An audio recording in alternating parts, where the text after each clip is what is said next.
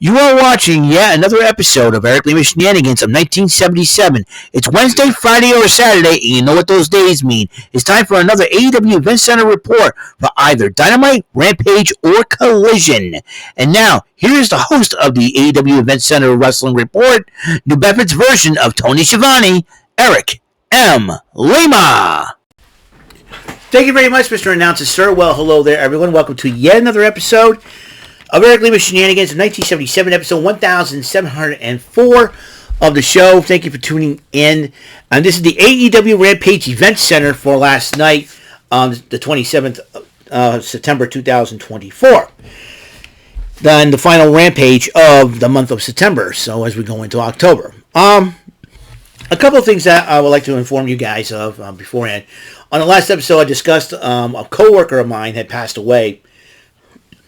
I just found out this morning. So what I decided to do in honor of him, and I know because him and I, we talk about a lot of old school stuff, how we grown up and everything else. I mean, he died at a very young age of 54. I don't know how he died. The details are a little sketchy. Kind of find out he died in his home. His mother discovered him. When everything is revealed, because I really don't know the detail. All I heard was his mother found him unresponsive. He fell and split his head open. No pulse. That's it. That's all I can say at the moment. But a worker at the mall, because he's a co-worker of mine at the mall. Another worker at the mall who worked at Rayoni's, who is friends with him, has been close friends with him. Explain, it was a total shock. I was shocked when I heard it from one of the security guards. And like I said, he was he was the hardest working person. He was a great worker in that mall, a good co-worker, a great guy, and he will be missed. He's also a talented artist. He was a talented artist as well. And so Chris DeRosa, rest in peace. And I'm going to dedicate all these videos to you. The episode I do this weekend, dedicate them to you. And I hope that and condolences and prayers go to the family and friends of Chris DeRosa, and the close friends of Chris DeRosa.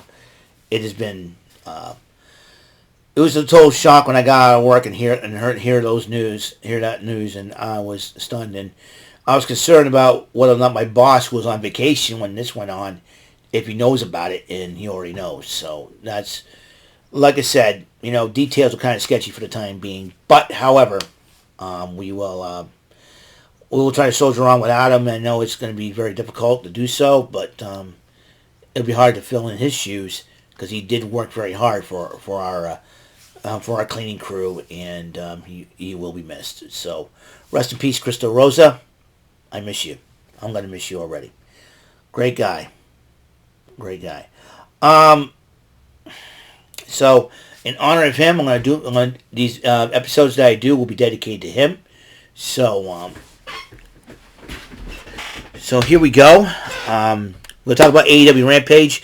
It kicked off with the Top Flight team of Lio Rush and Action Andretti to face the House of Black team of Buddy Matthews and Malachi Black. And Righteous was watching the matchup during that matchup. Righteous is Dutch and Vincent, who I got to meet this past Sunday at Teddy Good's final match event at the Vogue Tech that I talked about. And really nice guy, really cool guy. I always say, I dig what you're saying, man. I dig what you're saying. It was a great matchup, but overall, but at the end, Buddy Matthews, Malachi Black proved to be very, very powerful for them. Ended up pinning Action Andretti, ended up winning the matchup. But Top Flight was arguing with Andretti after the matchup. Andretti was getting frustrated and upset. I think Top Flight was trying to calm him down. Layla Gray was trying to calm him down. Then Lio Rush was trying to calm him down. And it got to the point where Action Andretti was in the ring. He threw a water bottle at the head of Brody King, and Brody King clotheslined him to the outside of the ring. And then Top Flight, Layla Gray, and Leo Rush, like, what do you got? What are you doing? What are you doing? What are you thinking? And Action Andretti was really ticked off about the whole thing. And believe me, that's a big mistake. Because what are you thinking? I know what you're thinking, Action Andretti. You threw a water bottle at a guy who was 6'8", over the 300-pound mark? Are you nuts? You got to be a crazy person to do that. You got to be totally insane to be that crazy to throw a water ball full of water and aim at the guy's head and hit him in the head with it. I mean, Action Andretti's lost his marbles. I can understand that, he's not winning. They're not winning. They're losing match after match and that.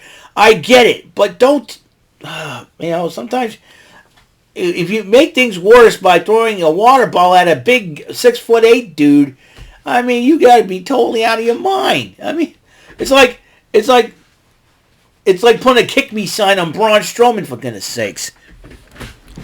Or put an I'm a dork sign on Gunta or something like that. Or do what Giovanni Vinci tried to do, is flirt with another man's girlfriend. You gotta be crazy. You gotta be nuts. Anyways, so yeah.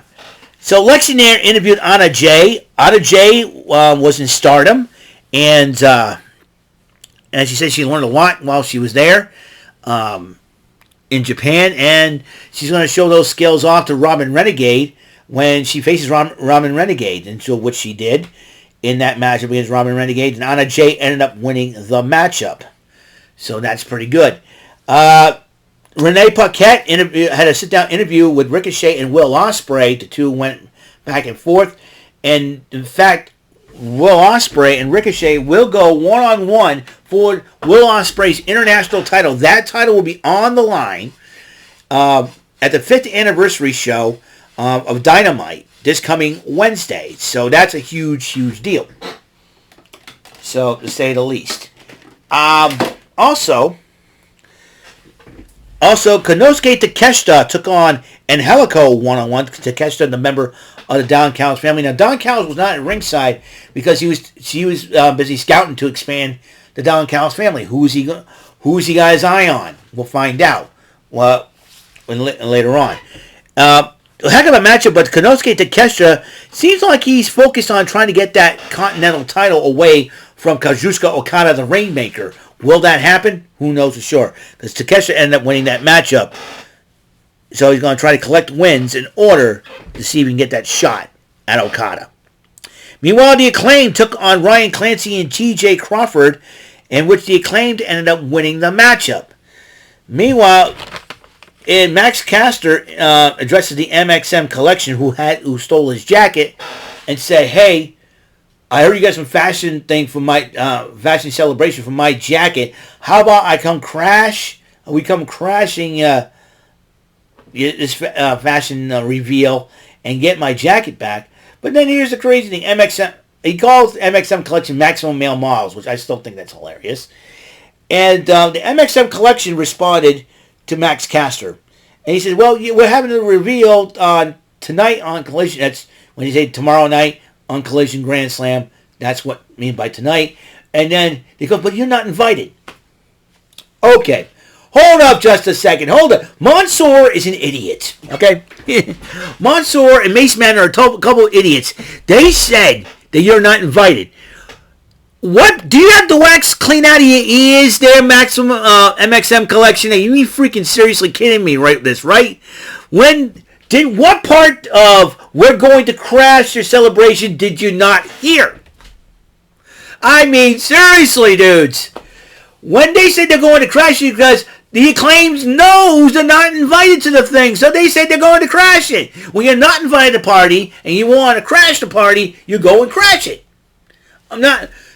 Now, folks, I'm not encouraging crashing parties you're not invited to. All right, just it's a hypothetical thing. Okay, just bear with me. All right, just go with me on this one.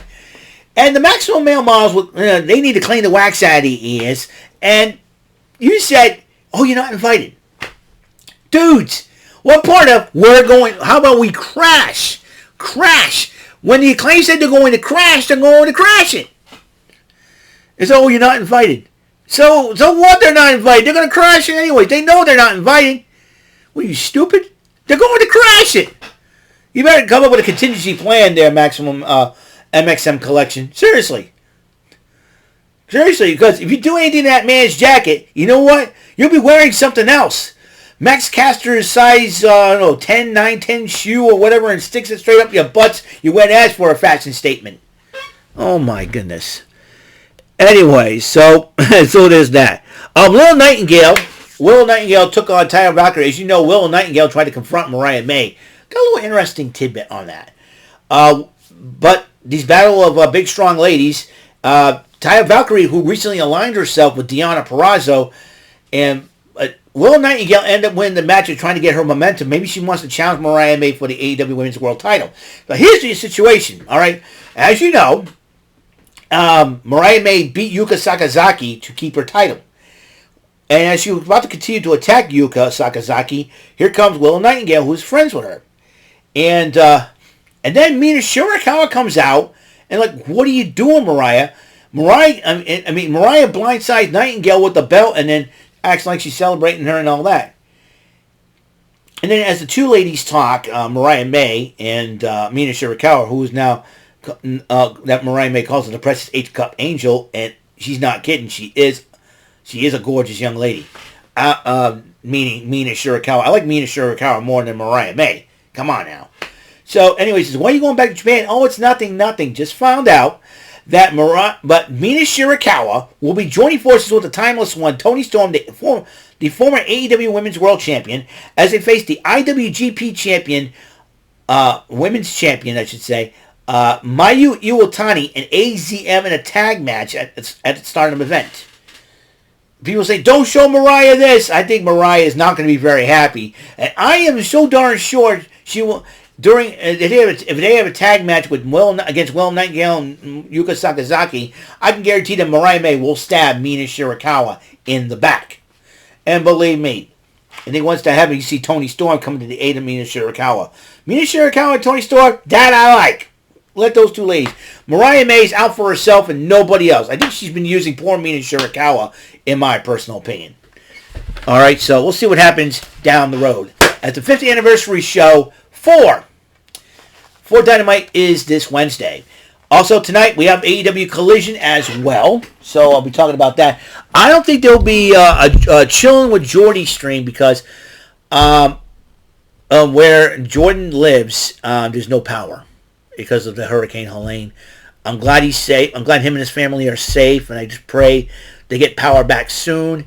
And I'm hoping that he would get a show stream. If not, I'll be watching Collision tonight, and then I'm going to host Bullseye on the David 3000 Network channel. I'm going to do that, and that will be it. So I want to thank everybody for tuning in. Remember, all these the episodes I do will be dedicated to to the memory of Krista Rosa. Rest in peace, sir. We're going to miss you, old friend, and we shall see what happens during my show and everything else.